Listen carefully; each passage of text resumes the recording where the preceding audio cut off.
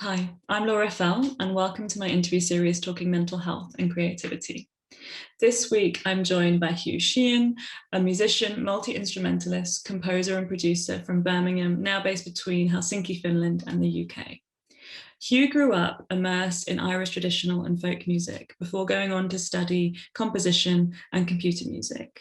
The coalescence of these two worlds, supplemented by an adolescence spent in guitar bands, countless hours at raves, and a continued preoccupation with club culture, defines his creative practice. Hugh's recent projects include the BBC Arts and Arts Council England commissioned audio work Lost Time, which examines the time lost and experiences gained by LGBTQ plus people in getting to be truly themselves. Hugh's forthcoming debut album, Shapes That Are Different, is a contemplation of shame, desire, and queer selfhood. I hope you enjoy our conversation.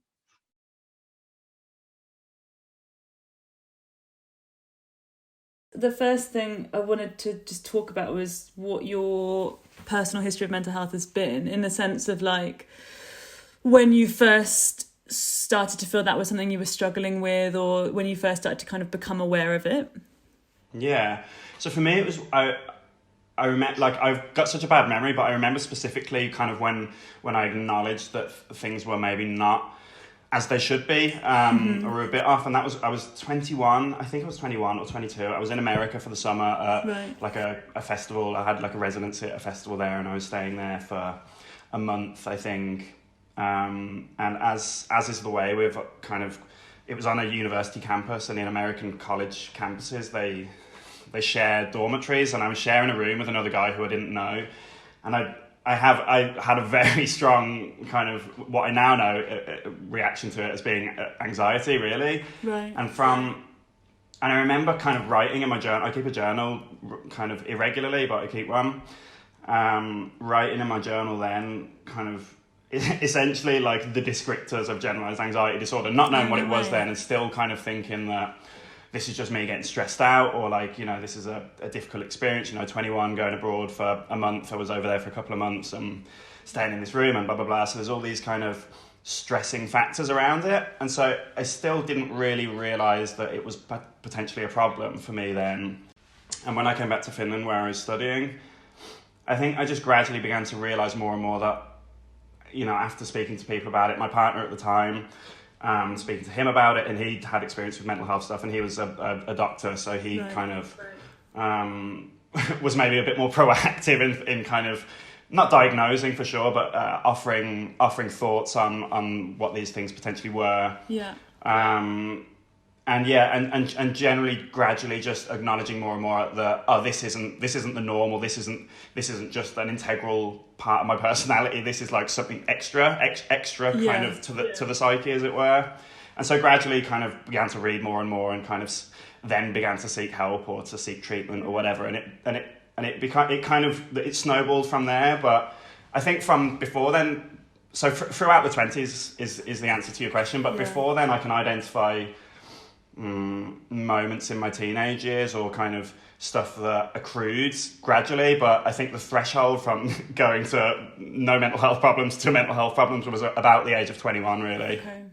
And how would that impact you on like the worst days? Because obviously, the longer, once we have that awareness, we can build things in place and kind of, this is what triggers it, or this makes it worse, or this helps. But I guess I wondered kind of how would that impact you? I think on the worst days for me, like, I don't really get like panic attacks as such in the way that they may be portrayed most commonly in these like instant hits of almost like heart attack kind of vibes. But for me, it's just this. It's a snowballing that's more slow and gradual until it reaches a peak, and where I kind of have to shut down. I can't do anything. I have to either stay at home or stay in bed at the worst points, and kind of just really like try and I don't know what the word, stay in my own little cocoon, I guess. So it's like everything builds up, and then you need to withdraw, and then exactly. And then that affects in that mainly I'm generalized anxiety disorder is the thing that I struggle with mainly, but then that will seep into a depression because it's so all impacting, and it's stopping me from doing anything or enjoying anything, or or kind of going about regular life. And so that's when I'm like, oh, that's when it tips into something a lot more serious, really, instead of it just affecting thoughts with regards to day-to-day schedules or routines. It becomes like this all-encompassing thing. I mean, I guess one thing I also wanted to ask is kind of what you found helpful, just in terms of like people listening that might kind of resonate with that experience of anxiety, or be at a point where, you know, they're kind of still thinking, like, is this something that is just a part of me? Is this something that can be changed? Is there anything you found particularly helpful in kind of combating that, or like living with anxiety? I think just I try and talk about it as much as possible, really. Like, I know there's now this a current trend and Mental Health Awareness Week, and mental health, it shouldn't have a taboo about it, but I think sometimes for me that gets a bit buzzwordy or a bit like hashtaggy, you know, it's this trend of like, yeah, it's fine to be, you know, depressed or whatever. But when it comes to actual day-to-day life, I think there seems to be less of an understanding with it, with, you know, if it's with friends or colleagues or in different situations. So when it comes to like the day-to-day of how this is going to impact life, I think people are a bit less understanding or kind of flexible with how it's going to impact a situation. So I just am I allowed to swear on this? Sorry, by the way. Okay. I just talk about it like all the time, like I would anything else, really. And just try to normalize it and kind of make it a thing that's as common as any other kind of ailment, as it were. And that for me has helped other people speak about it. And well, that's it, isn't it? But I do think that even though there are these kind of mental health awareness weeks, I agree that I feel like when it comes down to it, I think that stigma is still there. And even like working as a therapist, like I had a bad day over the weekend, and I went into the coffee shop I always go into, and they said like, "Oh, hi Laura, how are you?" And I was like, yeah, I'm not great, you know. And it's that thing of, but it was so hard to do it, and I'm like, oh no, bless her, she just wants to make me a coffee and like have a nice chat, and I'm talking about not being in a great space. But I think it is important to have those conversations. And I guess it's why I want to do this, realising that even doing what I do, that stigma's still there for me. And I guess, sure. I mean, do you find it gets easier the more you have those conversations? I think so.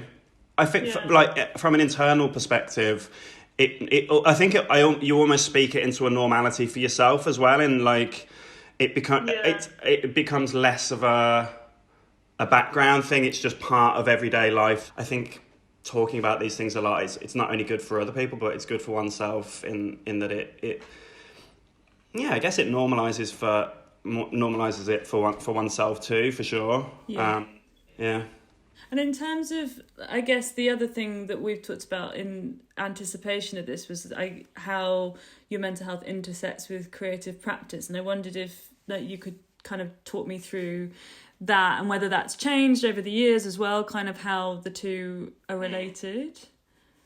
So this is a topic that I'm super interested in, and like, I'm interested in like the tortured artist discourse as to how productive it is to have gone through a struggle and to be in this place of conflict almost to like create great art. Yeah. Right. So I don't know how much I buy into that, if at all.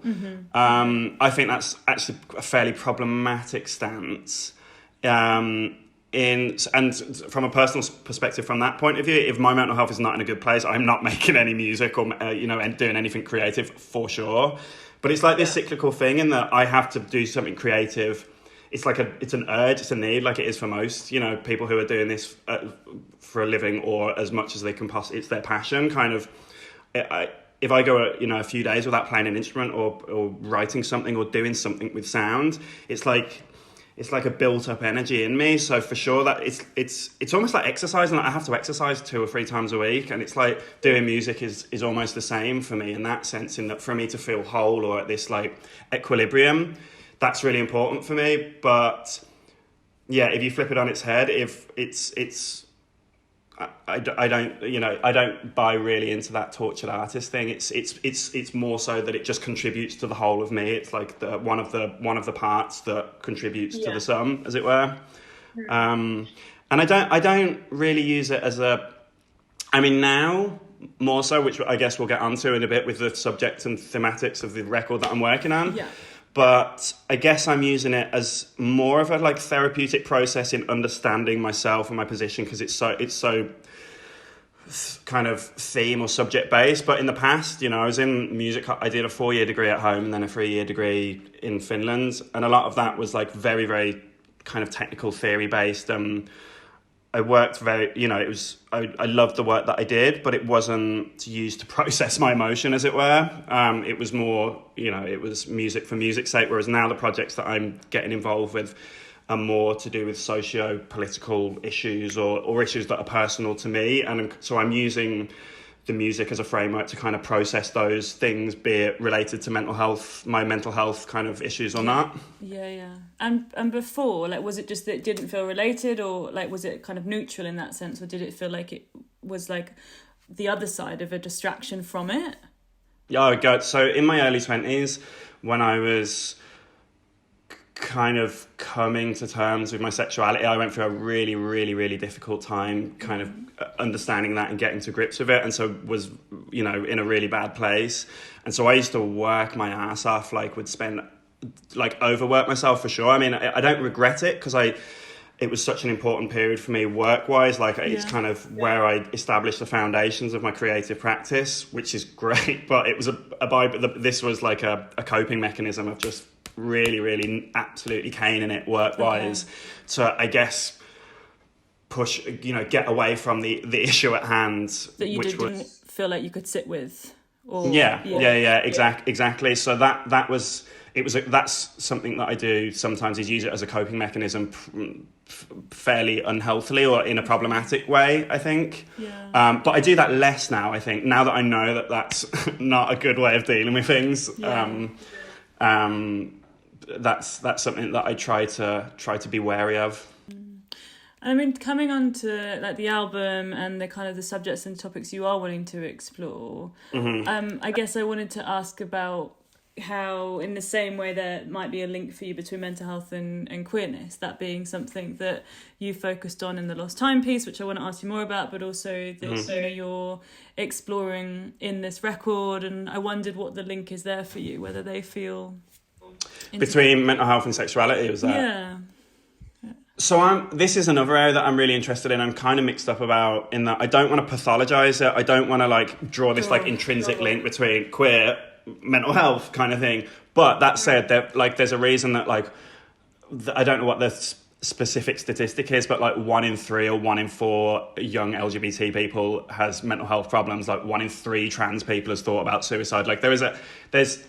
There's too much of a correlation there for there not to be a link, for sure. And even going to that specific time period in my early 20s where I went through such an awful period with regards to my mental health, that was intrinsically related to my acceptance of my queerness kind of thing. So for sure that's affected it.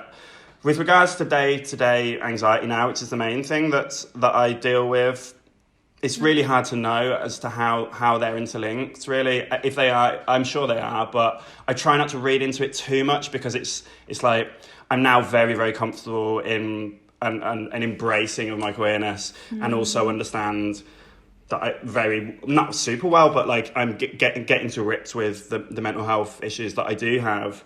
And so I tend not to kind of read too much into their kind of overlapping, as it were. Yeah. Well, it's like that comment that I talked to you about in that John Grant interview, where he was talking about, having mental health issues, and then kind of people saying, well, see, we told you it doesn't work, living life in the way you're choosing. And that idea then that it gets ascribed to the queerness. And I guess then the other side of that is that idea of reclamation in queer art, which is something we want to talk about also. Yeah, absolutely. Yeah. Absolutely. Yeah. And that quote is so good as well, in that.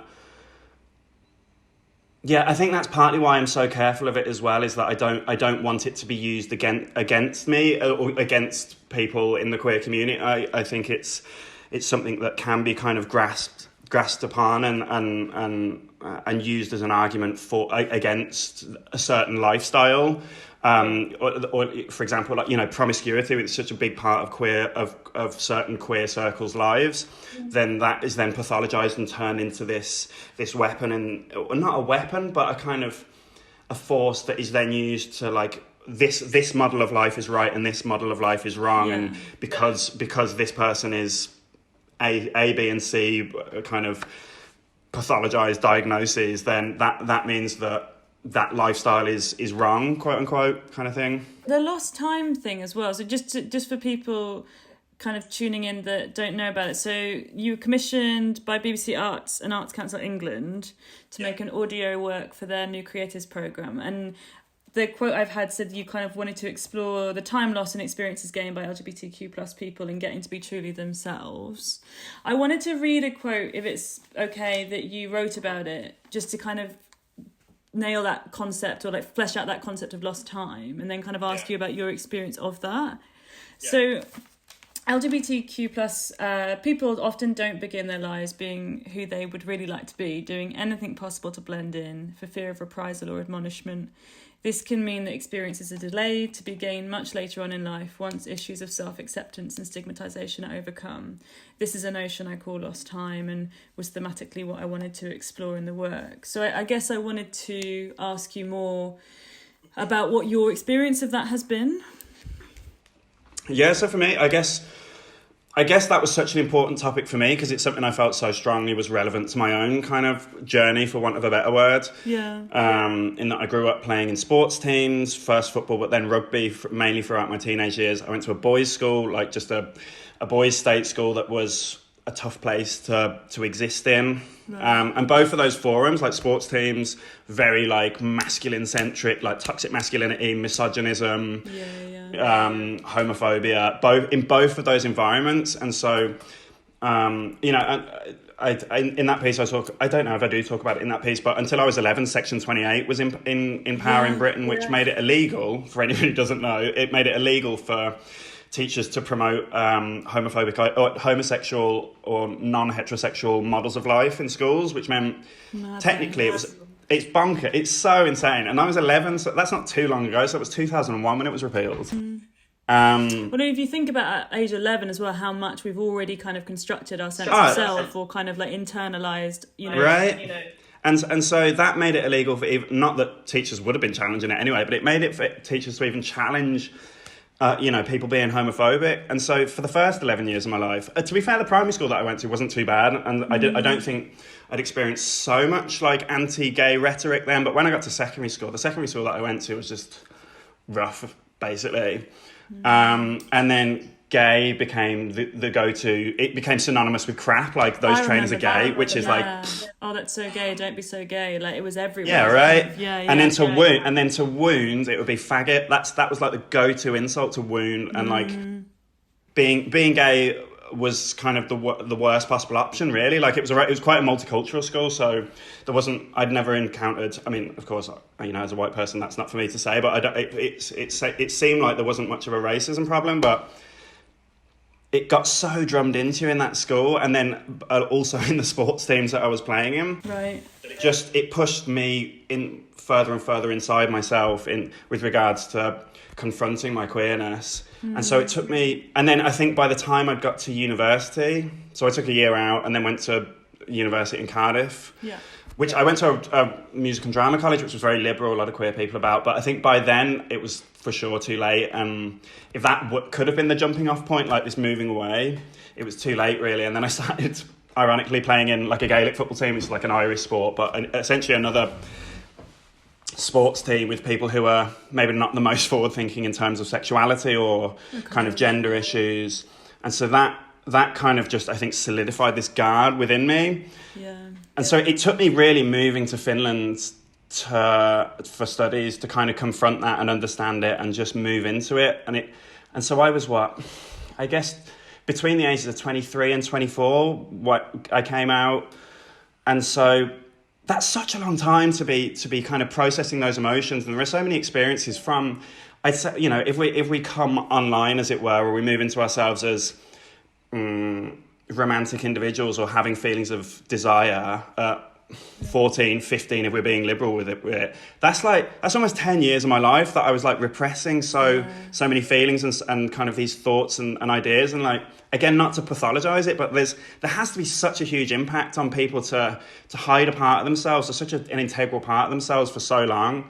And so from that's essentially my personal experience with it, and the projects that I'm now working on are essentially I'm using as a conduit to like deal with these issues and to understand them and to like to process them. And so that was what I wanted to do with this Lost Time project, was like speak to other people within the queer community who had not the same experiences but could relate to certain notions, or they could read into this notion of lost time and understand it from a point of view, or offer a perspective that kind of was along the same lines. Yeah, and I guess grieving that lost time and how you internalise those narratives, but also kind of celebrating the ability to kind of unlearn them. Yeah, exactly. And grieve's a really interesting word as well, right? Because sometimes I do think, fuck man, it's really not fair that when all my pals were 17 or 18 and it was, they didn't have to think about that stuff.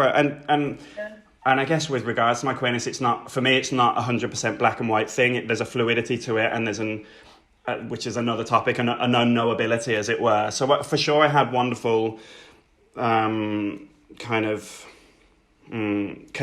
with women in my life, for sure, and that was wonderful. But to have to still harbour this secret or kind of another part of my desire or sexuality within it just didn't seem fair to have lost all that time, or to have like kind of waived those experiences. And there's this like Twitter cliche, I guess, of like living, like, what's your gay age? Like, when did you come out, and how are you, like, at what process of life, you know, if you came out at 23 or 24 or 25 or however, whenever you did, like, how far into those experiences are you? One of the participants of Lost Time, she talks about how when she came out, when she was like 26 or 25, she went into this, it was like she was a teenager, because she didn't get to have that time of going to school discos and just like snogging lads or snogging girls at the back of the hall kind of thing. So she kind of, that was her way of kind of jumping into it, was replicating those experiences that her peers would have had when they were that teenage age of like discovering desire in their sexuality.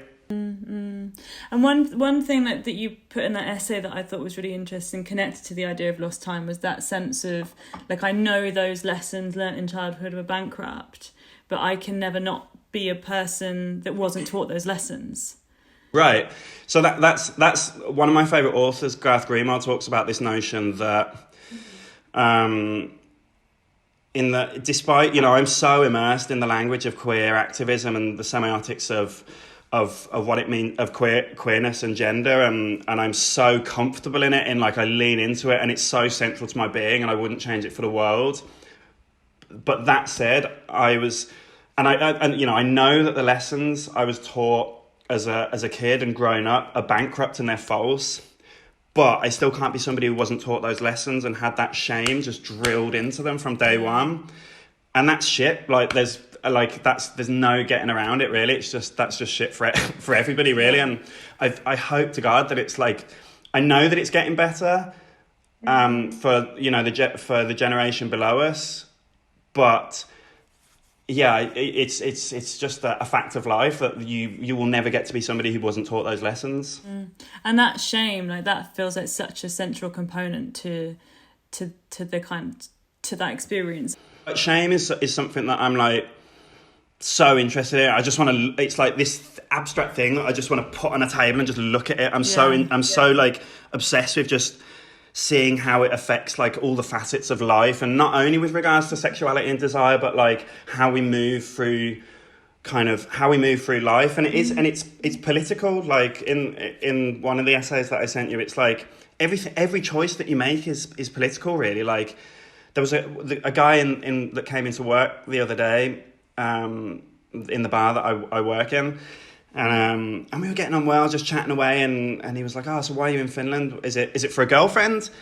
And always at that point, I'm like, "Fuck, whatever I do here is political." If I say no, actually, I had a boyfriend, but now I'm single. There's already like a switch there. There's like almost sort of a confrontation. If I don't say anything, that is also political in me not wanting to broach that subject. And so always, it's fucking like so relentless in that there's like this second like evaluation of. Here it's so safe, like, but back home, like taxi driver, do I mention that I've got the boyfriend? Not that I'm single at the moment, but like, you know, that I'm. do I mention it? Do I challenge it? Because then they'll be like, oh, I'm sorry, blah, blah, blah. And then I have to deal with this. And so it becomes this like constant evaluation. And for me, that's like, I think that again links to shame. There are all of these like things that are just woven back into this like being taught these lessons through the first 18 years of your life. Yeah. For me, that it's so intrinsic to how we move through the world. I think something that everybody should confront and want to understand. It shouldn't be something that's just like oppressed or pushed back. It's like the more you silence shame, the more it just exponentially goes. Doesn't it? Yeah, for sure. I know kind of when you talked about the album shapes that are different, you described it as a personal meditation on shame, desire and queer selfhood. Yeah. So I guess coming back to shame, is that something you're wanting to kind of quite consciously document with this record?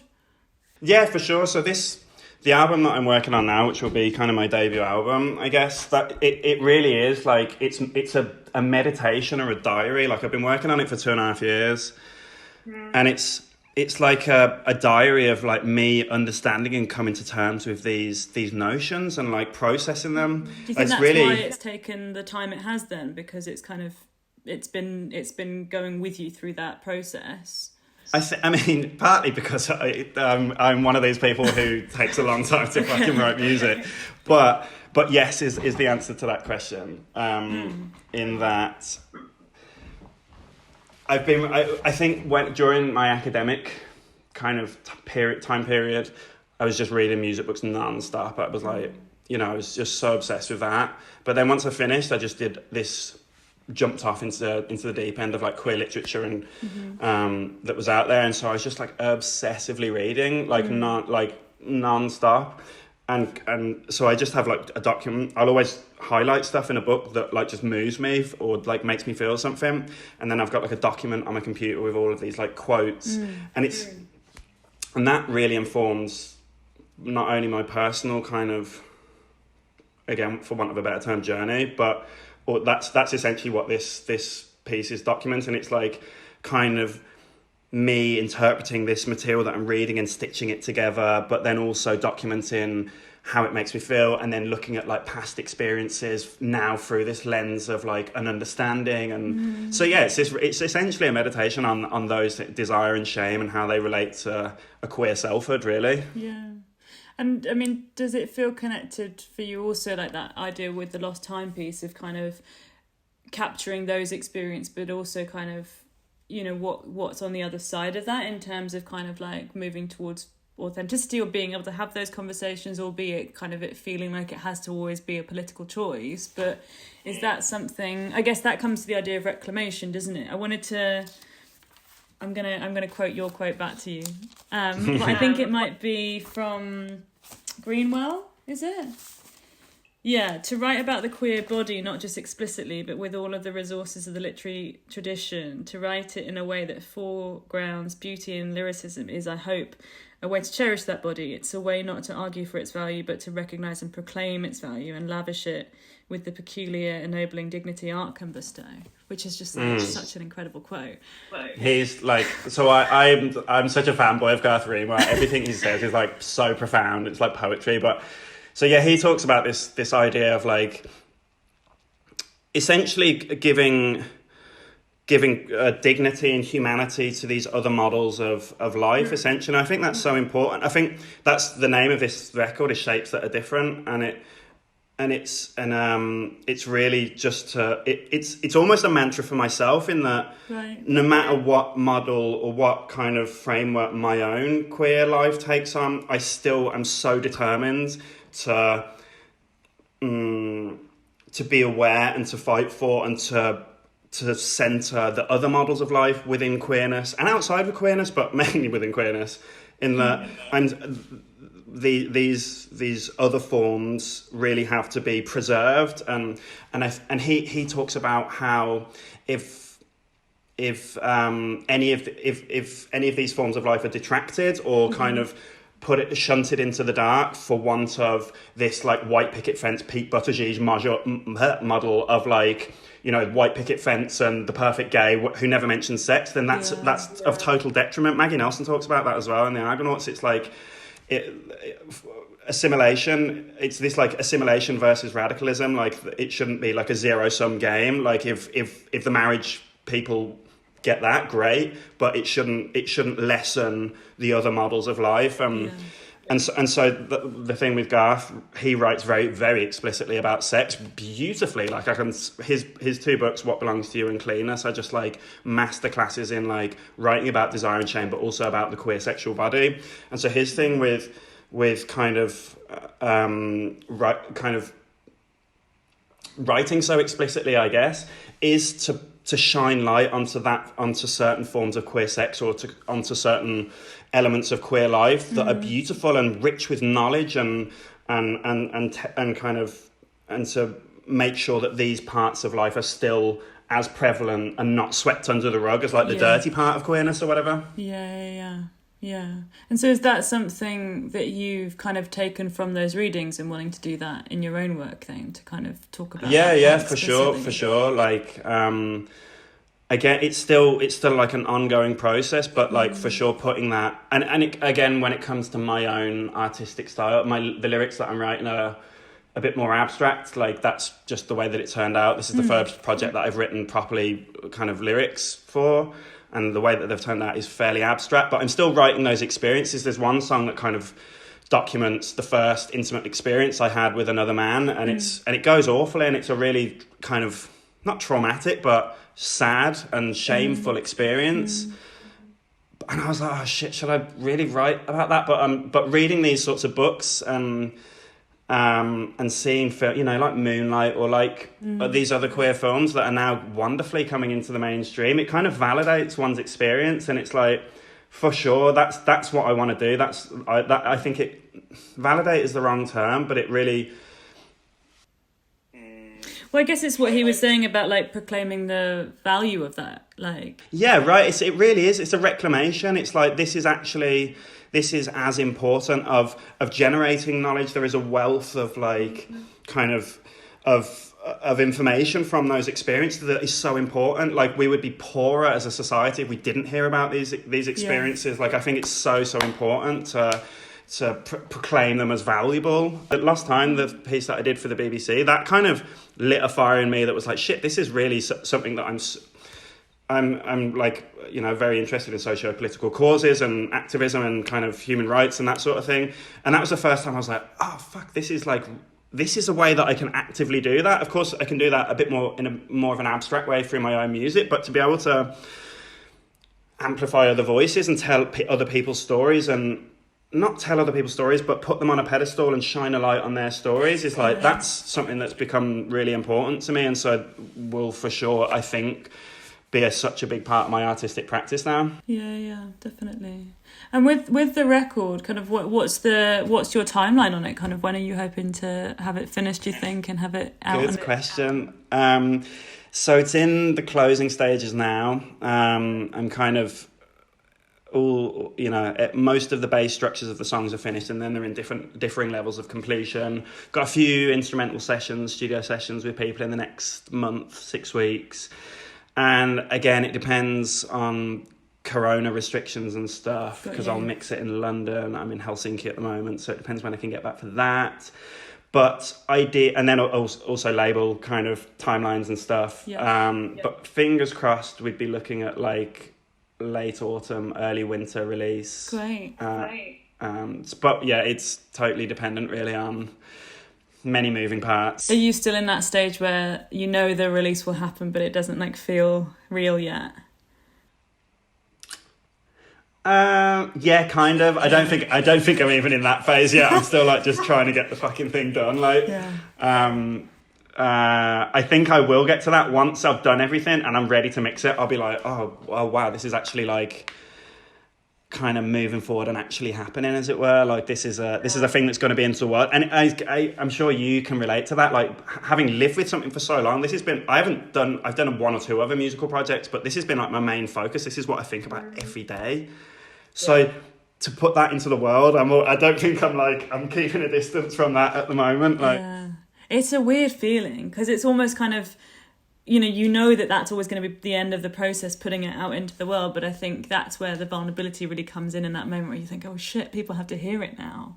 you know? Yeah, right. And I know for you as well, like this is like such personal, as I'm sure you can tell from the discussion we had, but this is such personal music, like, and such like intimate subject matter. And so I'm trying not to be nervous about that. There's a book by Michael Amherst called Go the Way Your Blood Beats. So good. On bisexuality and desire. And that book was amazingly important for me in kind of understanding agency and unknowability in queerness. But I spoke to him, I interviewed him, and he will actually feature on the album. There'll be like a snippet of me speaking to him. But when I was at the end of that interview, I was like, the book is like part kind of academic writing, analytical, with lots of quotes and stuff, but then part memoir, and it's like such a beautiful like intertwining of like a very personal memoir. And I said to Michael, like, what would you do differently if you were going to do it? And he was like, I'd lean into it even more. I'd expose even more of myself, because he was just nervous about putting that part of himself into the world. So I really try and internalize that for like leaning into it. Yeah, exactly. Like if you're going to do it, you know, with 100% really. So that's what I'm just trying to keep in my head. Like, don't try not to worry about it. All of these, like, you know, bearing one's diary or one's soul really, but just really believe in it for the sake of it being like the truest art possible. Yeah.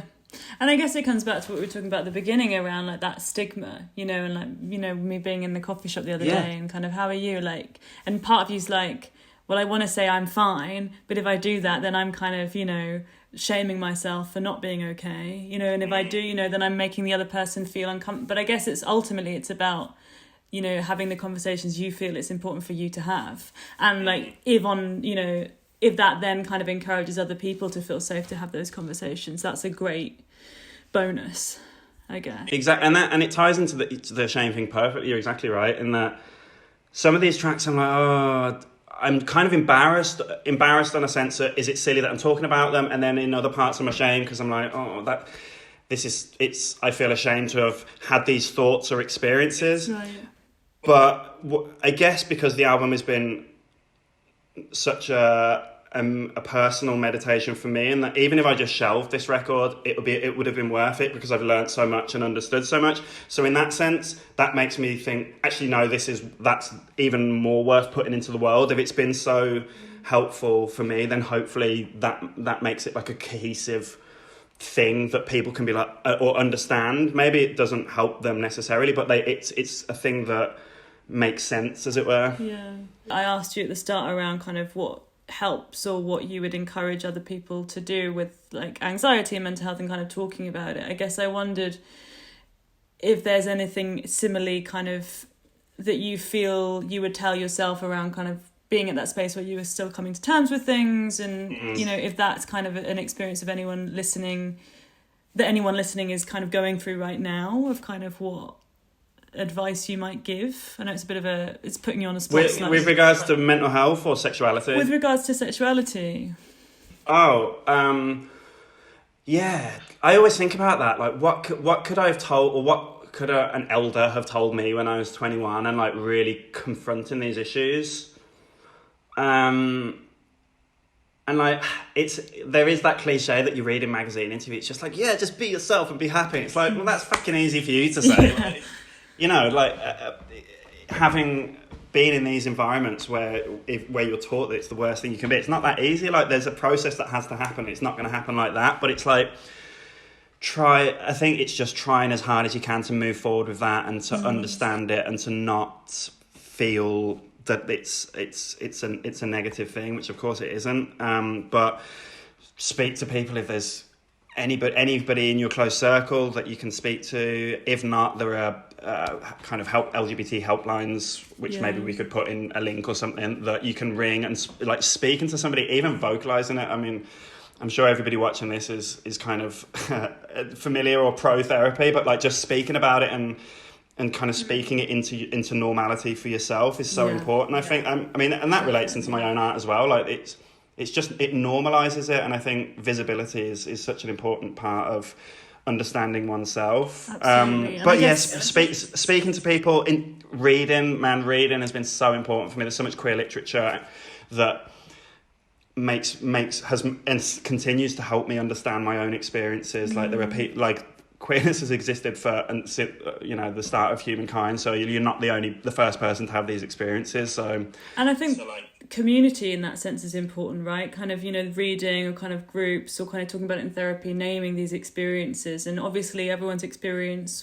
will be nuanced and different, but I think it's that sense of, as humans, we all need that kind of like twinship feeling of like being like others or like belonging. And that's something that when you grow up shamed about, it's a core part of your identity that you don't have, or even that you deny yourself. And I think seeking out that community feels really important. Yeah, for sure. It's a kinship, really. Like, yes. One of the interviewees in Lost Time, Meek, they talk about because I asked all the interviewees at the end, what are the joys and struggles of being queer, and they said like one of the joys is seeing people like when they perhaps participate in parts or kind of events within the queer community, or they make bonds in the queer community.